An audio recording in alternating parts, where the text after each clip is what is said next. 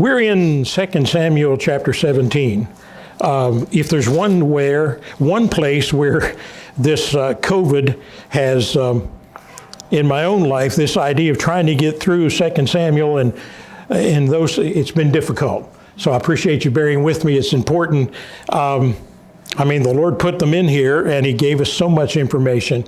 So we're looking at chapter 17, and we've been talking about the fact that the primary theological thrust of the Old Testament is the absolute sovereignty of the Creator God. And that's the primary thrust of all of the Old Testament, seeing His hand in working His accomplishments out. It's interesting, and only God can do this, that He chose a nation of people to work in, to reveal Himself to the world. And it's very gracious of Him, isn't it? If we just had a book, like a systematic theology book to read about God, wouldn't draw your heart very much toward the Lord, and makes theology kind of dry. And theology is never really dry, or it shouldn't be. It's like teaching history. If you didn't enjoy history, you didn't have a good history teacher, and the theology the same way. If you don't enjoy theology, you've not been taught theology very well, or it's just been a matter of dates and times and that kind of thing.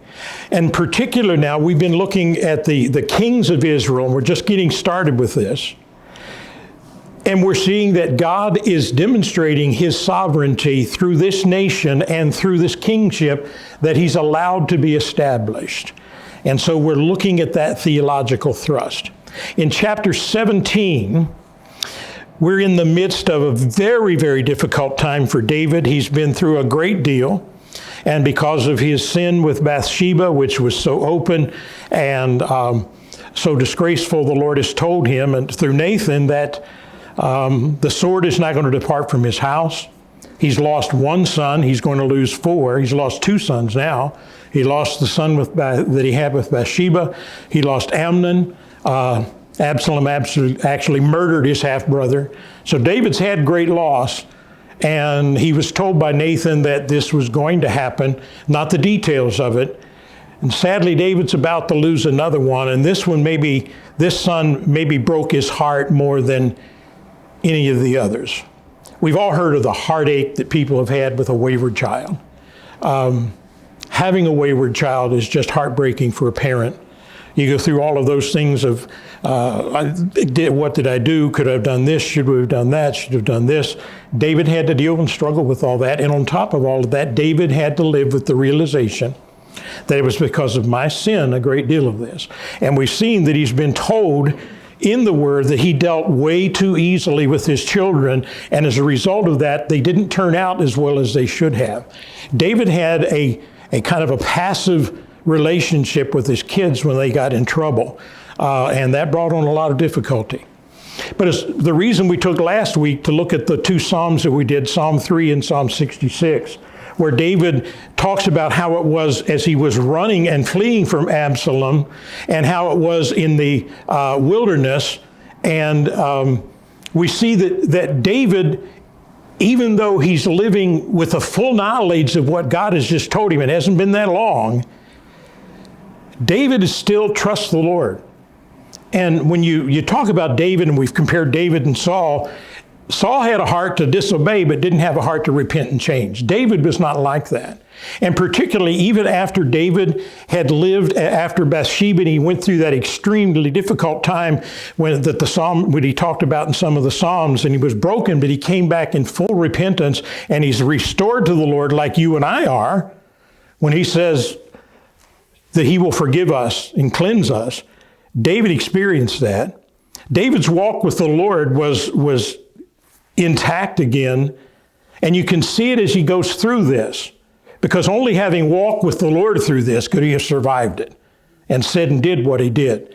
So while David's life is a real warning in many ways, particularly about parenting, that fathers really need to be involved with their children and not be passive in dealing with things in their lives. And David's failures, my lens, if any of us have had failures, David has had those. And they were so public, and they've been penned in the book. I am sure glad that I'm not in the Bible in that way, aren't you? So that everybody would know all the failures of my life, and I'm just so glad I'm not one of those. So David, we can be hard on him, but David is just like you and I, and we can see his faith and confidence in the Lord. He's been fleeing from his son. His son has taken Jerusalem. And now we find in chapter 17, we pick up the story there, Absalom begins to say, it's time for the old man to die. It's time he die, because he knows he cannot take over the kingdom completely, because if he does, with David still there, he's always going to be a thorn in the flesh. And I need to turn my stuff on here because I've got some things that we do need to look at. Give me a second. Now I've got to turn the TVs back on. I got here and got to talking and forgot to turn them back on. No, that's okay. It was good. The conversation was great. I enjoyed it. Well, the tears were, but I enjoyed that you shared with me and that sort of thing. So give me just a moment, because there are some maps and things that are going to be important for what we're looking at.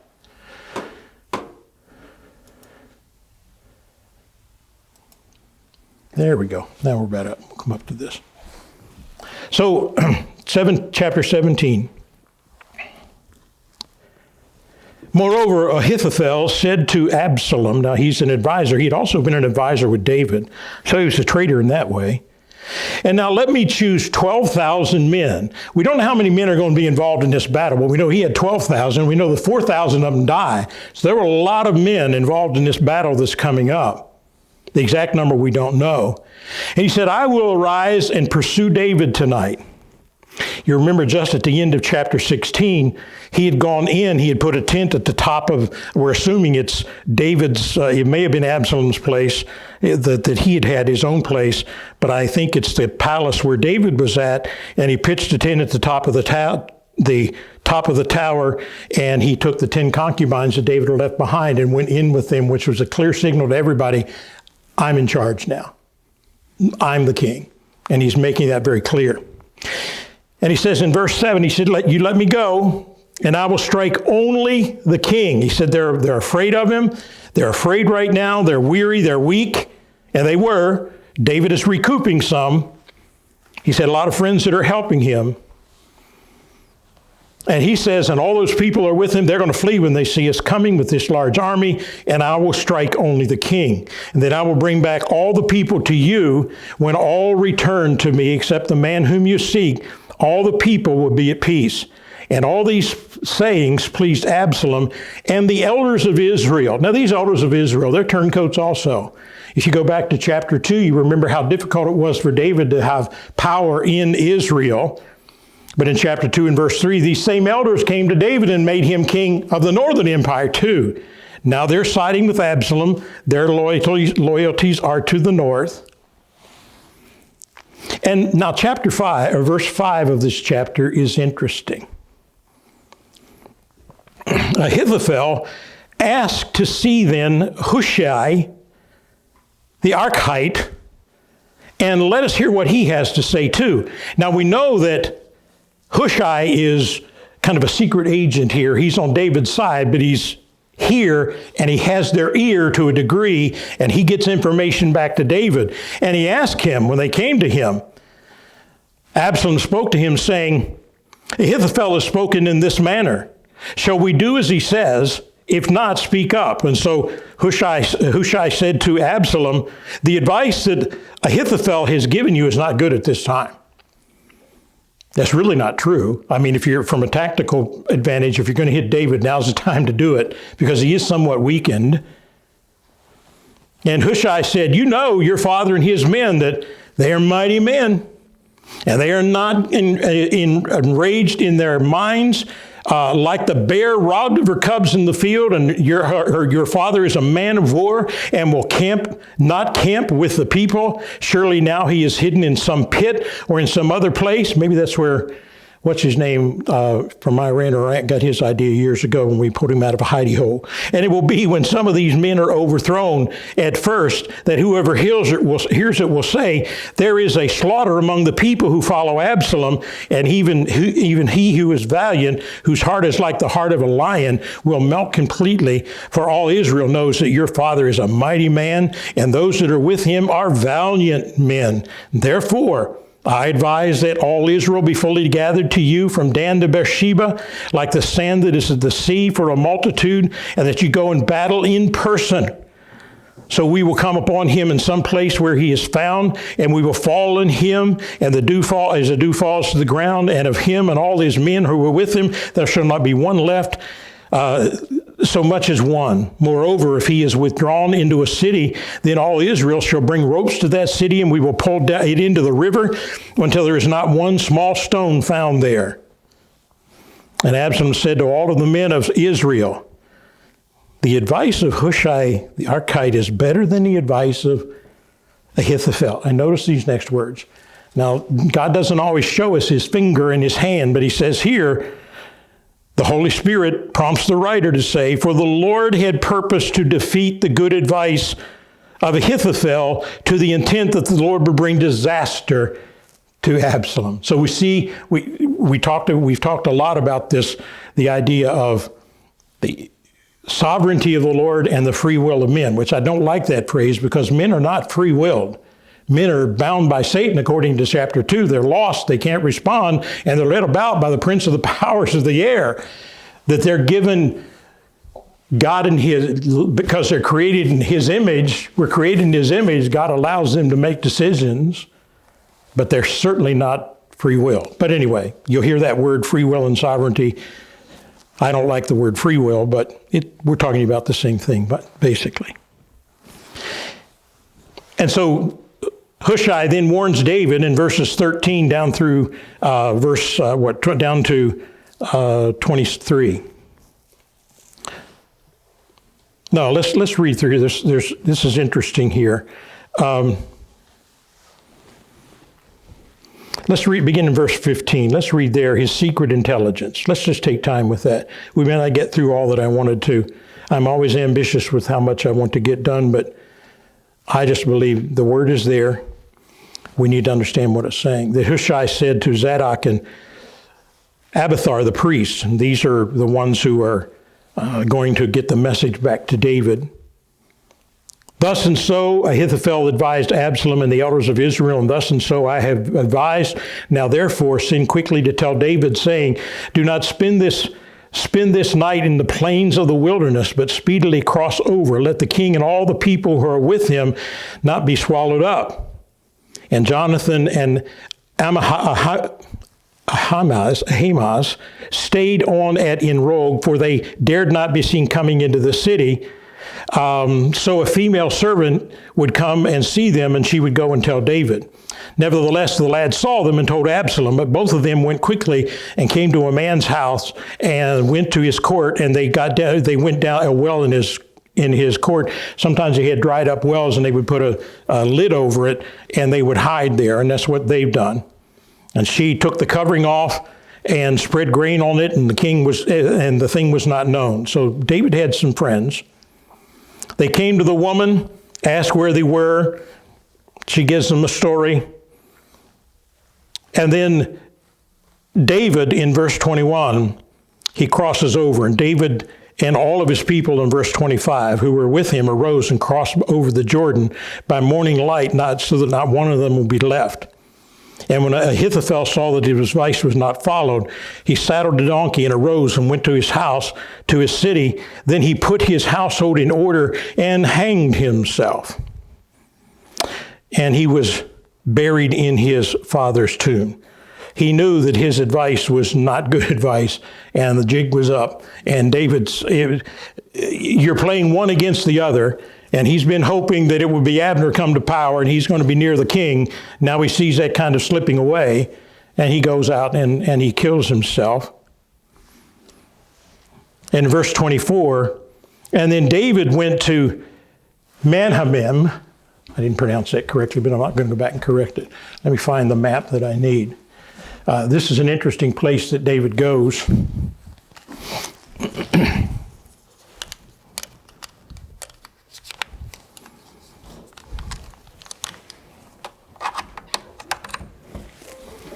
Hey, John. So David has been here. We've talked about this wilderness area that he was kind of in, and we found him. He was on the hill looking down into Jerusalem. He was on the Mount of Olives, and he's been advised, if you stay there, you're going to be found out, and you don't want to fight in this area here, rugged area. So David flees here. This was actually when Mephibosheth was king. This was actually his city. And so David flees there. He has friends there, and this is where the battle is going to take place. So this is where he goes. Now, look at this area. This is where David was at. Jerusalem's right in here somewhere, probably right there. That's the airport in Jerusalem. But David had been kind of hiding out here in all of this wilderness area. That's rugged, rugged, rugged territory.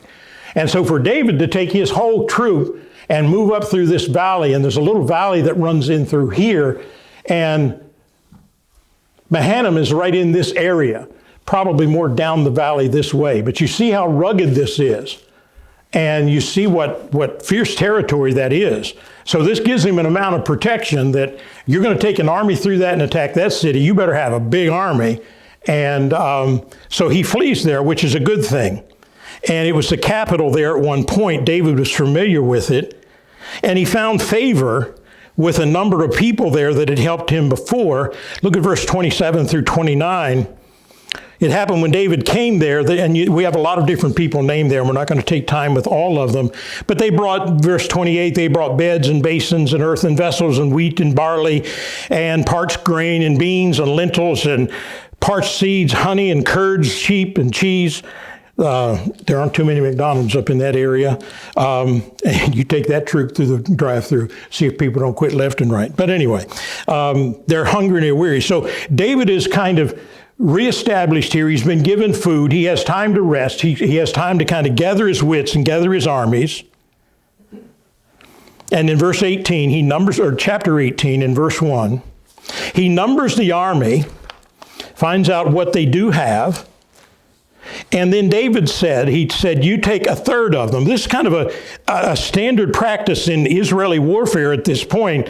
So you take 1/3 of them, you go here, and 1/3 of you go here, and 1/3 of you go here. And he said, at the end of verse 2, I'll surely go out with you. And the people said, no, you stay here. Don't go. For if we flee away, they will not care about us, and they'll just come after you, which would have been true. In verse 4, he says, whatever's right to you. Now, verse 5, here's David's heart again.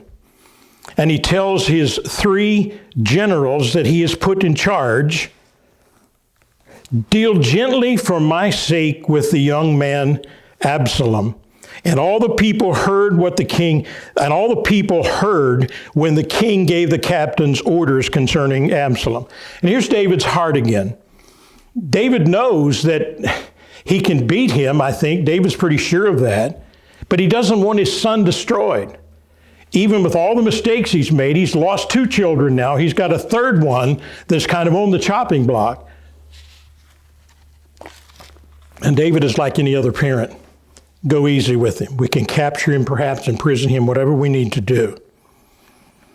And then Absalom, verse 9, met the servant of David. And he rode on a mule. And the mule went under the thick boughs of a great terebinth tree, and his head caught in the terebinth. So he was left hanging between heaven and earth, and the mule which was under him, he went on. And either he ran into a fork in the tree and it kind of got his neck, or just exactly what it says. You remember he used to cut off every year 5 pounds of hair. When he got his yearly cut, he would cut off 5 pounds. So he had a head full of hair. But this is a tree that he's talking about. It's a very common tree there. You can see it's a desert type area. And this one maybe wouldn't be tall enough, but apparently he had one tall enough that we tried to ride under it, or maybe one like this. And in trying to ride under it, he got his hair caught, and he was hanging there between heaven and earth. He was running. And they actually built a tabernacle there, and or a stone there, and it's actually still there today. You can go see it. It's actually right here outside of Jerusalem, down from Gethsemane, and it's in this Kidron Valley where they used to put the refuse and stuff out here by the Zion Gate. I think it was down this way. But that's where the tomb is yet today. You can visit it. And it's pretty accurate that is the tomb or the monument that they built to him. Now he's hanging between heaven and earth. And what did David tell his people? Go easy on the king. Now, verse 10 of chapter 18. A certain man saw it and told Joab and said, I just saw Absalom hanging in a tree. So Joab said to the men who had told him, you just saw him, and why did you not strike him there to the ground? I would have given you 10 shekels of gold and a belt. And this 10 shekels of gold and a belt is somewhat like it's almost like an advancement as a troop. The belt would have been kind of representative of some kind of a military accomplishment and kind of elevate you in the military. So he was willing to give him a good bit just for killing him. Why didn't he kill him?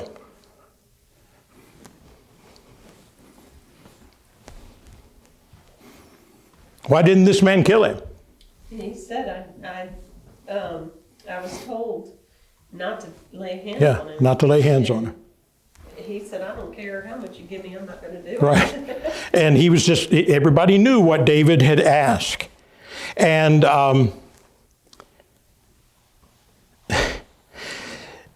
now this man Joab is an interesting character. David hates him. David does not trust him, but David has to live with him. David's going to remove him as general, but then later on through political incidents, he's brought back in and David has to depend on him. And this Joab is apparently a very brave, very accomplished soldier. And he said in verse 11, so Joab said to the man, verse 12. And the man said to Joab, though I have received 1,000 shekels, I wouldn't strike him. Beware lest anyone touch a young man. That's what David had said. Otherwise, I would have dealt falsely against my own life, for there's another hidden from the king, nothing hidden from the king, and you yourself have set yourself up against me. You don't do something the king tells you not to do. But Joab didn't care. He said, I cannot linger with you. And he took 3 spears with his hand, and he thrust him through Absalom's heart. You'd have thought that would have been enough.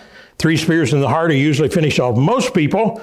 While he was still alive in the midst of the tree, 10 younger men who bore his armor surrounded Absalom and struck him and killed him. And he blew the trumpet, and the children returned from pursuing Israel, and Joab held back the people. And they took Absalom and cast him into a large pit and pulled the stones over it. They may have been they didn't bury him, very kind of a crude burial. They threw him in a ditch and they piled the stones over him. It may have been symbolic of the stoning that was called for in the Old Testament for a rebellious son. They may have been saying he got what he deserved. Everybody knew he was a rebellious son and he had troubled David that way. Joab, frankly, doesn't care about that. Joab just wants power and he wants to be near the power. He could care less about Absalom and how David felt about him. It could also be symbolic of a stones that were placed as kind of a memorial over an enemy like Joshua did in Joshua chapter 7. And they built this there. And everybody that saw the stones recognized that was an enemy. So for whatever reason, they didn't give him a very good burial at all. Not something that you would be associated with the son of a king, showing their derision toward him. Look at chapter 18 and verse 19. And now David hears about his death.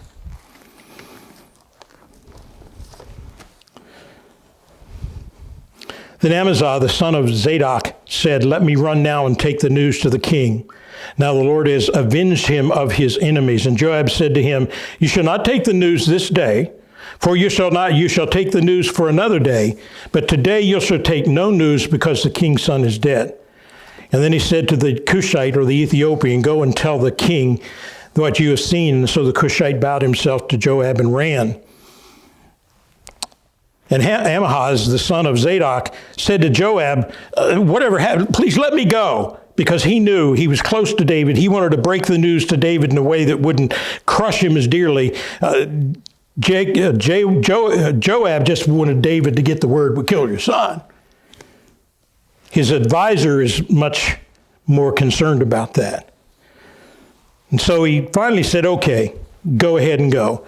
And he ran the way of the plain. He apparently took a shortcut and he outran the Cushite. And when David was sitting between the 2 gates, And the watchman went to the roof over the gate to the wall. He lifted his eyes and looked, and there was a man running alone, and there was a watchman called out to the king, and the king said, "Is he alone?" There is news in his mouth, and he came rapidly and drew near. And he goes through this whole process of getting the information, and he finds out that David was moved and by the death of his son. Now, how would many kings have responded to what Joab had done? Saul would have immediately done something. Saul would have had Joab killed in some way because he disobeyed what he wanted to do. David went into mourning for his son. Why do you think there's a difference there with David and what other kings may have done?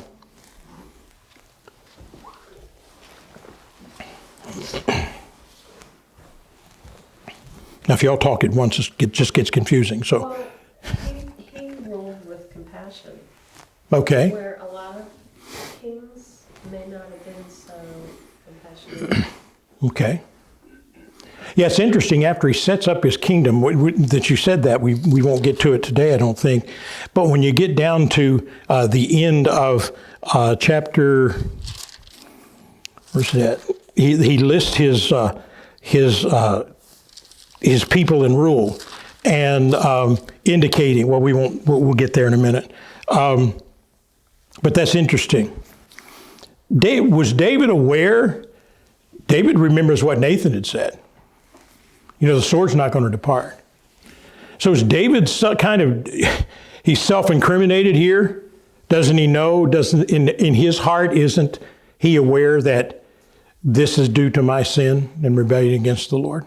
What a horrible thing with your child that way. And maybe that's what was the compassionate side of him, because he realizes it was because of his sin he was getting the result. Yeah. Of that. He was very much moved emotionally, spiritually in those ways. Yeah, you may be right. But he certainly responded differently. But that would be like driving drunk and having one of your children in the car and, having a crash. And how could you'd spend the rest of your life regretting what happened. And this is even worse. This is the third son now of David that has died literally by the sword. And he was deeply moved, and he went up to the chamber over the gate and wept. And as he wept, he said thus, "O my son Absalom, my son Absalom, if only I had died in your place, O Absalom, my son, my son." David's grieving, and we can only imagine what was going through his heart. But you notice David doesn't cry out in anger and bitterness toward the Lord. David has accepted what the Lord had said he would do. David is now seeing it firsthand, a third time, and yet David grieves for his son. He is so moved that he can hardly get back to the business of being king. And in chapter 19, in the first 3 verses, here's Joab again. Joab was told, "Behold, the king is weeping and mourning for Absalom." Well, that wouldn't enter his mind. What's this wimpy guy doing? He's the king. And so the victory that day was turned into mourning for all the people. Now notice the impact of this, because you're the king. For the people heard it and said that day, "The king is grieved for his son." And notice what went through their minds. "And the people stole back into the city that day as people who are ashamed steal away when they flee in battle." They're thinking, what did we fight this battle for? Now he's king and all he's doing is weeping for his son? That's pretty heartless until you recognize David is in leadership. People in leadership have a whole different level of accountability and responsibility and expectations from people. And when you're a king, it is keeping that in mind, and know anytime you're working with a group of people, you must be aware of kind of the temperature and the climate of the people that you're working with, and you would be foolish to do some things that would just absolutely turn some people away from you. So you have to be wise in leadership. Now notice verse 4, he covered his face. The king cried out with a loud voice Oh, my son Absalom, oh, Absalom, my son, my son. And I think he does that 4 or 5 times in those 2 verses. Then Joab came into the house to the king and said, today you have disgraced all your servants who today have saved your life, the lives of our sons and daughters, the lives of your wives, and the lives of your concubines, in that you love your enemies and hate your friends. For you have declared today that you regard neither princes nor servants. For today I perceive that if Absalom had lived and all of us had died today, that you would have been well pleased with that. That's harsh. Some ways true from his perspective and from the perspective of many people. Let's think about this for a minute. Let's think about our own situation here. Do we not have higher expectations for the Shuppies right now than we would for a new Christian? We expect a certain kind of behavior from the Shuppies. We expect mourning and loss. But we expect, because of what we know about them and because they're leaders and what they have been through, that they're going to handle this in a way that is going to glorify the Lord. But a Christian, a person who's just come to, do we expect the lady that just lost her husband within the last several months, right? Weeks even, I guess. Don't we expect something different from them than we do from her? Yeah. Because when you're in leadership and you've walked with the Lord, people are looking at your life in a far different way. And when you're a king, sometimes you don't have time to grieve like other people. Sometimes you have to get up and be about the business. It's tough. Really, really tough. So he's resumed his kingly duties by sitting in the gate. But when you're a king, there is always intrigue.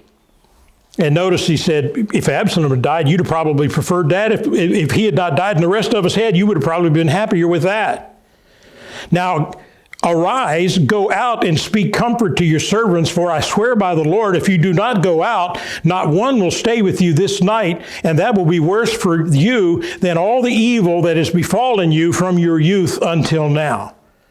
Now, and this man, he meant to carry that out. He had killed his son. David had removed him one time already because David didn't trust him. You remember he had disobeyed him before. But this is a man who has the power to do what he says and what he's threatening to do. And so he sent word. He shows again his leadership and his spiritual courage and grace. You have to give it to David here. You just have to give it to him with everything he's been through.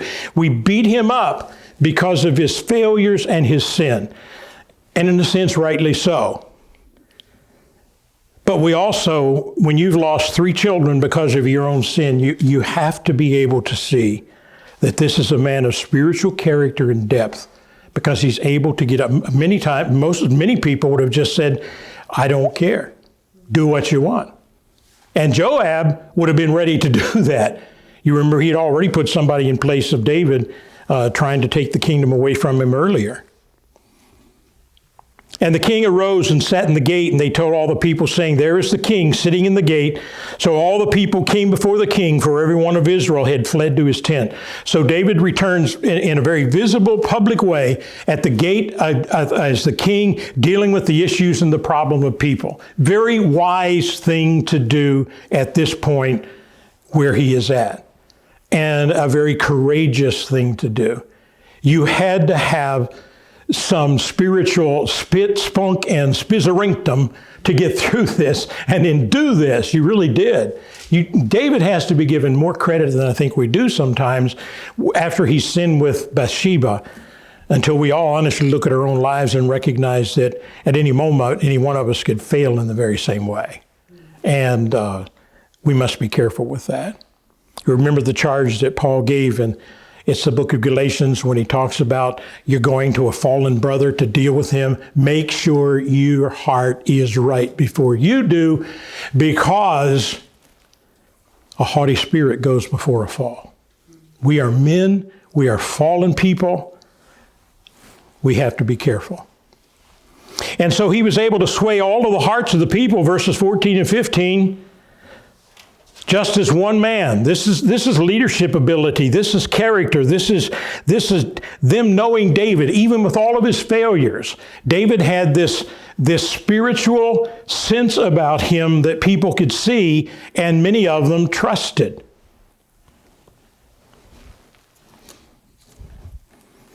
And so he's going to return to Jerusalem, where he rightly belonged. He had let it up to the king, or he had let it up to the Lord to keep him there and to replace him there.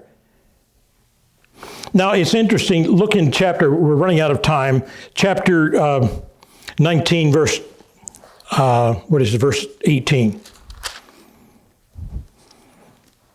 Here's how things have changed. You remember Shimei, when David was fleeing from the city. Shimei is a descendant of Saul, and Shimei stands on the bank and he's throwing rocks and he's cursing David, and he's saying, you got the kingdom from Saul and it should be his, and you're just a dirty bloodluster, and you're just cursing, and David wouldn't do anything with him. That his men wanted to kill him, and David said, leave him alone, because David recognized he was speaking some truth.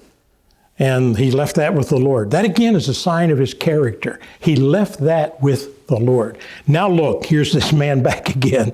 I find this very interesting when the Lord works in somebody's life this way. In chapter 19, verse 18, and the ferry boat went across to carry over the king's household and all that he thought good. Now, David was not able, he didn't go and move all of this stuff himself. I mean, when you have an army and a household, and you're talking about, they crossed here about Gilgal, and we've seen how rugged this territory is. You didn't just, pick up your lunch pail and go to work. You had to move an army, and you had to move everything that you had and all of those possessions. You can see how this is terribly rough territory. This is not an easy crossing. We're not talking about, an afternoon and things like this. Is very difficult. And so they sent help for him, and he had to take a boat across, a keelboat, to carry everything and that sort of thing. And while that boat's coming across, he's met by a lot of people, and here's this man Shimei. I love this. Shimei's pretty political now too. David's in power, and Shimei fell down before the king when he crossed the Jordan. He said to him, do not let your Lord impute iniquity to me, or remember what wrong your servant did on that day that my Lord was king. The king left Jerusalem, and the king should take it to heart. For I, your servant, know that I have sinned. Therefore, here am I, the first to come today of all the house of Joseph, to come to meet you, my Lord, the king. And Abishai said, you're the one that cursed him. And David said, what have I done to you, you sons of Zeruiah, that you should be adversaries for me today? Shall any man be put to death today in Israel? For I do not know the day. For do I not know that today I am king over Israel? Israel's the northern kingdom. Therefore the king said to Shimei, you shall not die. And the king swore to him. David was mending fences, and David made some very wise decisions here. He could have made this man an enemy and kept him as an enemy. David could have easily, as Joab and even some of his own people wanted to kill him right here, David could have easily done that, and many people would have excused that, and that would have been okay. But David in his wisdom, and notice in this same chapter, verses 24 through 30, we don't have time to read it all, but in verse 24 through 28, let's read that, because basically, you remember Mephibosheth had been lied about, or at least he says they had lied to him, and you remember David rashly had divided his what he had given Mephibosheth. He's going to divide it up with the guy who said lied to him, because Mephibosheth may not be telling the truth either. And this is Saul's son, Northern Empire, Northern Kingdom, the ones that it took David so long to work his way to where they trusted him, and he was king over all of them. And then he blesses, but he allows him, and what he says is, we're going to divide that right down the middle. So what he had given Mephibosheth, he gave half of it to, what was the man's name? Ziba, who had come to David telling him that Mephibosheth was plotting against him and wanted to take the kingship away from him. And Mephibosheth said, that's all a lie. And he may have been telling the truth. He may have been telling the truth, because Mephibosheth had been set up earlier when David was still in Hebron with just the southern kingdom. He had been set up in the northern by Joab to rule there. And he was weak and couldn't do it. But David took him in and gave him what was probably Saul's area around the palace. So he lived in palatial surroundings and ate every day at David's table with him. So he restores him back to that, but he gives Ziba half of it. Kind of a Solomon-like decision, with the baby. It's my baby, no, it's mine. Well, take a sword and divide it in half and give them each half. And the real mother said, no, don't do that. And so he's just dividing it up. He doesn't know what is true. And Barzillai, that he mentions here in the next chapter, in verse 31, this is a man who was so kind to him before. He's 80 years old. He comes to meet David. He had all brought all kinds of belongings. He'd also helped David one time before when he was fleeing Absalom. David wants to reward him. David wants to bring him back to Jerusalem and live there. You're 80 years old. Come and live in Jerusalem. Come and live in luxury. He says, no, I'm too old. I want to go back to my own house. I'll die there. But take my son. And so David takes one of his sons to go with him.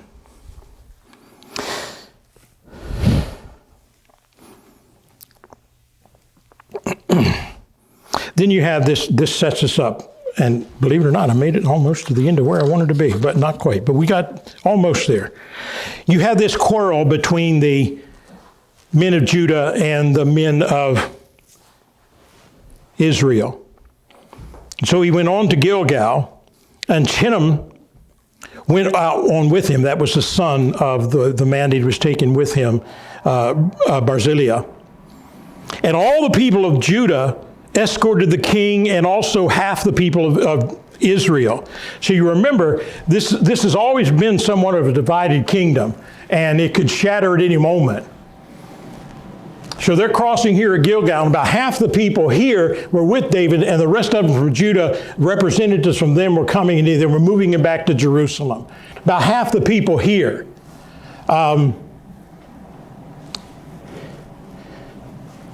And so this argument ensues between the men from Israel say, hey, wait, why is he going to Judah? We have 10 tribes, you only have 2.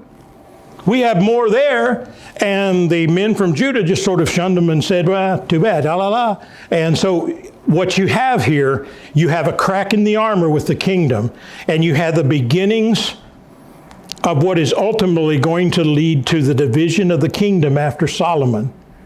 And you have this infighting again that's occurring there. And they had these words here. Verse 43, the men of Israel said, we have 10 shares and you only have 1. Why do you despise us? Were we not the first to advise bringing back our king? He said, you're treating us like second-rate citizens, and they always felt that way. And some of them are going to continue to feel that way. And the words were very fierce, but they had calmed down. Except in chapter 20, there's going to come a man who takes that to heart. And this unknown man raises up this army and this rebellion against David. As soon as David's back, there's a rebellion occurring. And so we'll talk about that next time.